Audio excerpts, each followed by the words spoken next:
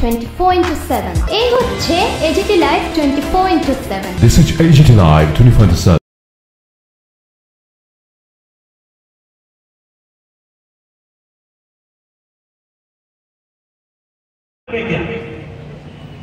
সুতরাং তারা বুঝতে পারছেন নির্বাচক আপনার যে মূল্যবান ভোট कि जो आदिवासी का हक है जल जंगल और जमीन का वो हम दिला के रहेंगे। आप की पहचान को खत्म करने का काम आरएसएस और बीजेपी करना चाहती है। वो आपको आदिवासी से मालूम है क्या बनाना चाहती है? वो आपको वनवासी कहलाती है। क्या आप जंगल के एक जंगल में रहिए और जंगल हम अंबानी और अडानी को दे देंगे तो जंगल भी आपका नहीं रहेगा और ये देश भी आपका नहीं रहेगा। लेकिन मैं आप लोगों को, यहाँ के आदिवासी लोगों को ये विश्वास दिलाना चाहता हूं कि Congress party SC, ST, OBC और माइनॉरिटी के साथ में मजबूती के साथ में खड़ी है।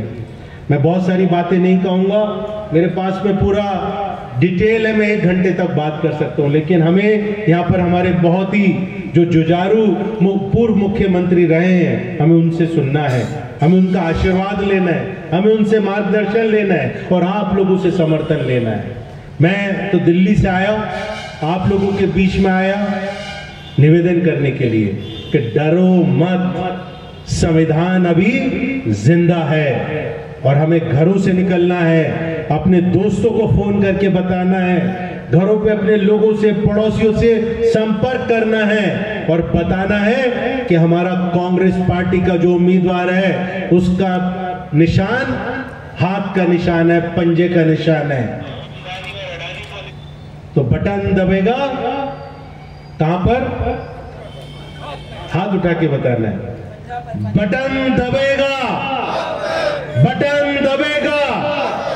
बहुत बहुत धन्यवाद आशीष भाई, उनको अपना कीमती वोट देने आए हैं, उनको जिताना है ताकि आपकी आवाज पार्लियामेंट के अंदर मजबूत तरीके से हमारा जो कैंडिडेट है वो उठा सके।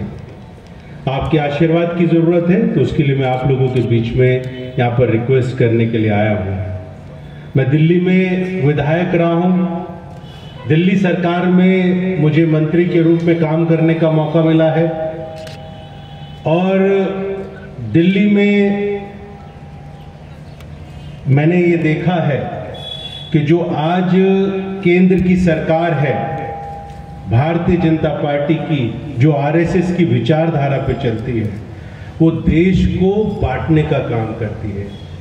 हमारे बीच में यहाँ पर बहुत ही हमारे सम्मानित इस क्षेत्र के पूर्व मुख्यमंत्री भाई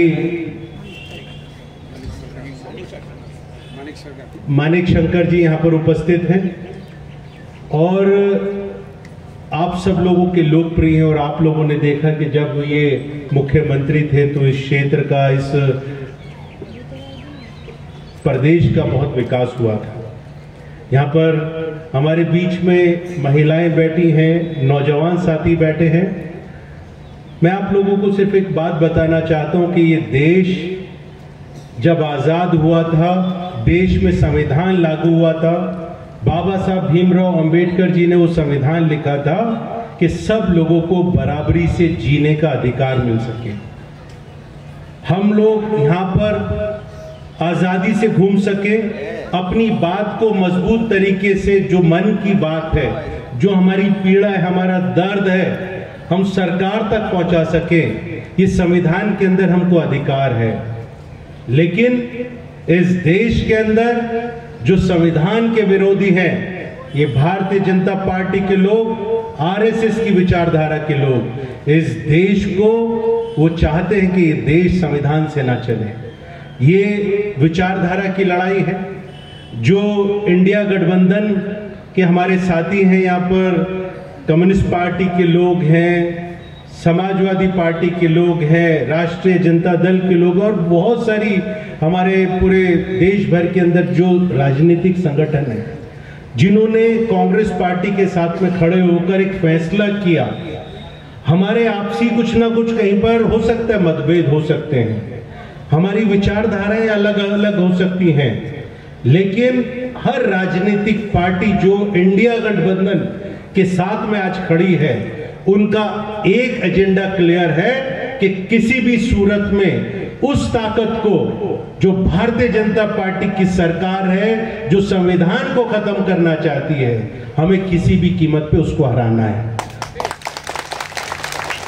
त्रिपुरा के अंदर मैं ये कहना चाहूंगा कि त्रिपुरा पूरे देश के अंदर एक भाईचारा, प्यार मोहब्बत की वजह से पहचाना जाता था, लेकिन आज सड़कों के ऊपर इस तरीके का माहौल है कि जैसे कर्फ्यू लगा हो।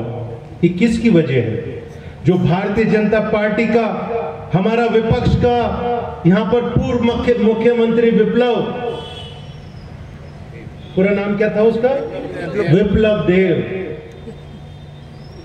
उससे लोग इतने नाराज थे कि 4 साल वो मुख्यमंत्री बन के रहा, लेकिन लोगों ने ये देखा कि उसने गुंडागर्दी, भ्रष्टाचार, अत्याचार इस तरीके से फैलाया कि उसको पद से भारतीय जनता पार्टी ने हटाया, उसको राज्यसभा भेजा।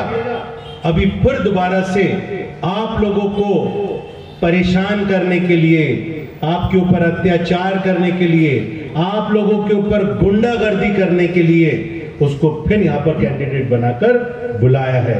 मैं आप लोगों से पूछना चाहता हूं, क्या आप ऐसा होना देंगे कि उसको दोबारा से ताकत मिले? हमें एक फैसला लेना है आज इस मीटिंग के माध्यम से। ये जितने भी लोग हैं, आप लोग जो इस मीटिंग के अंदर आए हैं, आप लोग बहादुर लोग हैं, आप क्रांतिकारी लोग हैं और आप देश के संविधान को मानने वाले लोग हैं, आप देश की आजादी को बचाने वाले लोग हैं।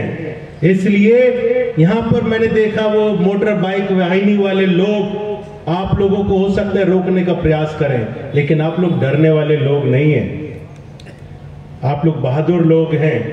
आप इस इंडिया गठबंधन का जो हमारा आशीष भाई कैंडिडेट है, उसको मजबूत करने के लिए, उसको जिताने के लिए आप अपने घरों से निकल कर आए हैं। मैं आप लोगों को शाबाशी देना चाहता हूं और आप लोगों को एक विश्वास दिलाना चाहता हूं। इंडिया गठबंधन की सरकार 2024 में बनेगी और इस देश से जो भ्रष्टाचारी सरकार भारतीय जनता पार्टी है, उसको उखाड़ फेंकने के लिए पूरे देश के अंदर लोग एकजुट हो गए हैं। ये जो महिलाएं यहां पर ताली बजा रही हैं, हर परिवार में एक महिला को सालाना 1 लाख रुपया देने की घोषणा हमारे मैनिफेस्टो में कांग्रेस पार्टी ने की है। जो नौजवान यहां पर साथी खड़े हैं, मैं उनको बताना चाहता हूं कि हर परिवार के अंदर नौकरी हो, ऐसा फैसला हमारे कांग्रेस पार्टी के मैनिफेस्टो ने किया है। हम अपने गठबंधन के साथियों से भी निवेदन करेंगे, गुजारिश करेंगे कि आप कांग्रेस पार्टी का जो मैनिफेस्टो है उसको एक कानून बनाएं, ताकि देश के अंदर जो राहुल गांधी जी आवाज उठाते हैं शेड्यूल ट्राइब की, आदिवासी की, वो ये कहते हैं कि आदिवासी इस देश का मूल निवासी है। मूल निवासी का मतलब समझते हैं? मतलब जो ओरिजिनल, सबसे पहले रहने वाला नागरिक अगर कोई है इस देश में, तो इस देश का आदिवासी है।